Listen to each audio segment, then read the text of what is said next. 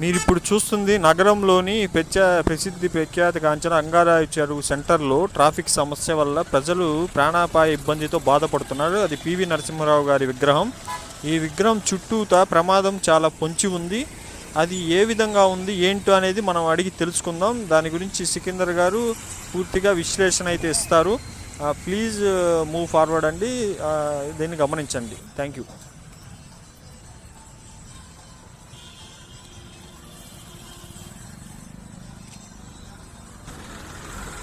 ఇప్పుడు ఇక్కడ రంగారాయుడు చెరువు జంక్షన్ అండి.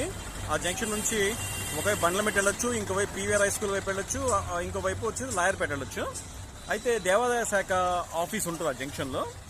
ఏంటంటే పివి నరసింహారావు గారి విగ్రహం ఉంది. నిజంగా చెప్పండి, ఆయన విగ్రహం ఉంటే మా ఒంగోలుకి గొప్పేనండి. కాకపోతే ఏంటంటే ఆ విగ్రహం కింద చూసారు ఒకసారి స్క్వేర్ ఎలా కట్టారో. అక్కడ డిమార్కేషన్ ఏం లేదు.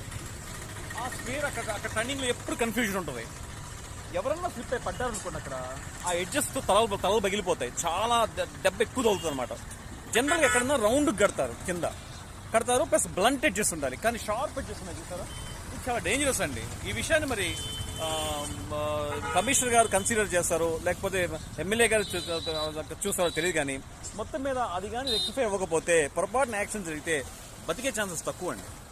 సో మీరు ఏం సలహా ఇవ్వాలనుకుంటున్నారు, ఏం చేయాలనుకుంటున్నారు? అర్జెంటుగా కింద స్క్వేర్ షేప్ నుంచి రౌండ్ షేప్ పెట్టి, తర్వాత ఏంటంటే కొంచెం బ్లంట్ ఎడ్జెస్ పెట్టండి. షార్ప్ ఎడ్జెస్ ఉన్నాయి, బ్లంట్ ఎడ్జెస్ పెట్టాలి. అంటే అరగదీస్తారు కదండి, అది చేస్తే మంచిది అనుకుంటాను.